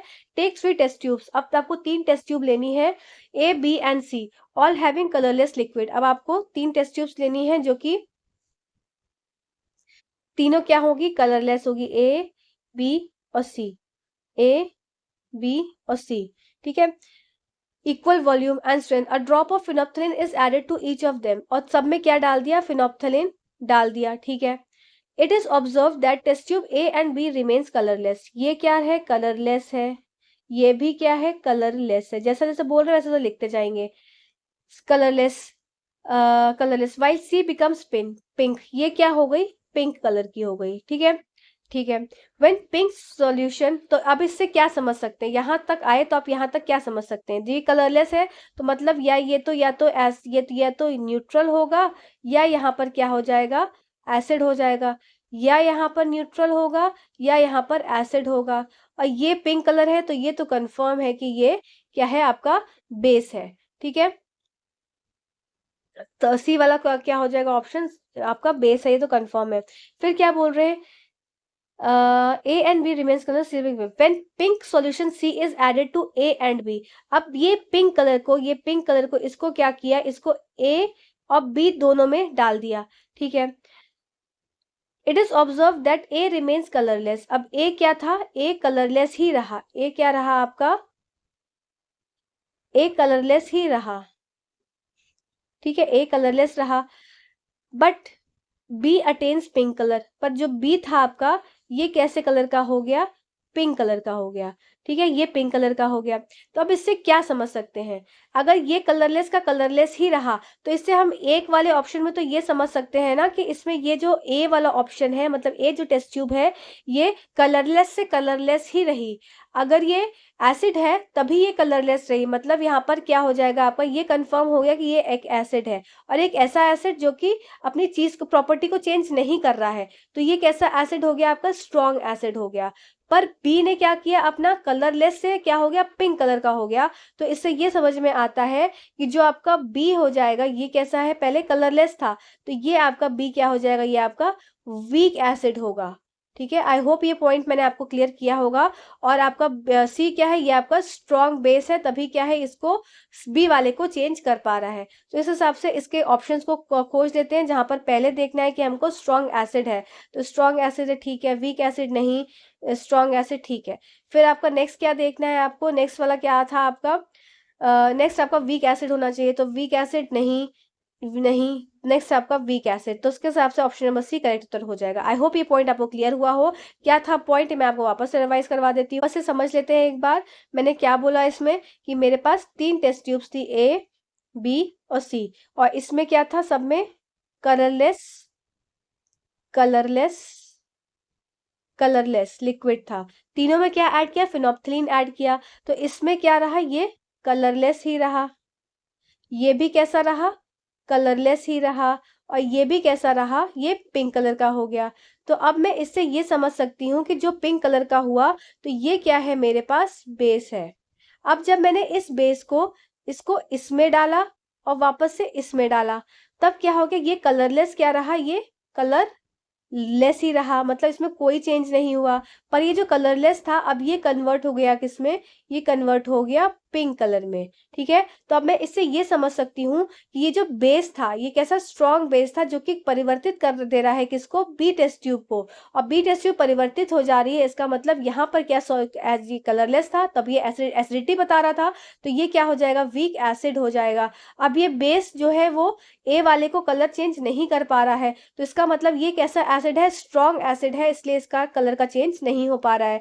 और ये आपका क्या है, स्ट्रॉन्ग बेस है, तो आपका ये स्ट्रॉन्ग एसिड आया, ये वीक एसिड आया, और ये स्ट्रॉन्ग बेस आ गया। तो ये आपका ऑप्शन नंबर सी करेक्ट उत्तर हो जाएगा। चलिए नेक्स्ट क्वेश्चन की तरफ चलते हैं। नेक्स्ट क्वेश्चन है हमारा, बस आज की स्लाइड्स का लास्ट क्वेश्चन था ये, और आई होप आपको ये सेशन अच्छा लगा होगा, और कैसा लगा प्लीज कमेंट सेक्शन में बताइएगा। इसकी पीडीएफ मैं आप तक पहुंचा दूंगी सारे इंपॉर्टेंट पॉइंट्स को मार्क करके, जिससे कि आपके एग्जाम में आप इंपॉर्टेंट चीजों को पढ़ के वापस से समझ के अच्छे से जाएंगे। और नेक्स्ट वीडियो जो आएगा, बहुत इंपॉर्टेंट वीडियो आने वाला है नेक्स्ट वीडियो, आपको मज़ा आ जाएगा देख के। उसके बाद आपको कहीं से वो देखने की ज़रूरत नहीं रहेगी। मैं इसका ओपन नहीं करूँगी कौन चीज़ किस चीज़ का मैं वीडियो लेके आ रही हूँ, बस आपको मज़ा आ जाएगा वो देख के। बस सेशन से जुड़े रहिए, रोज़ हम कुछ ना कुछ तैयारी करते रहेंगे साइंस की, और बहुत बार रिवाइज़ कर लेंगे तो चीज़ें आपकी पक्की हो जाएँगी। और पेडागोजी भी मैं नेक्स्ट वीक से चालू कर दूँगी, अभी थोड़ा सा कंप्लीट कवर कर लूँ कंटेंट को, तब पेडागोजी स्टार्ट कर देंगे, उसको मैं प्रिपेयर करा दूँगी एक-एक चीज़ प्रॉपर। इस बार तो मैं जो नया वाला आपका सब आया है ना, जितने भी सारे एनसीएफ और एनईपी वगैरह, उस सब से पढ़ के प्रॉपर्ली आपको अच्छे से मैं चीज़ों को पूरा एक्सप्लेन करूँगी। तो बस चैनल से जुड़े रहिए और क्वेश्चंस को हम सॉल्व करते रहेंगे। तब तक के लिए धन्यवाद। Thanks for watching this video. Thank you.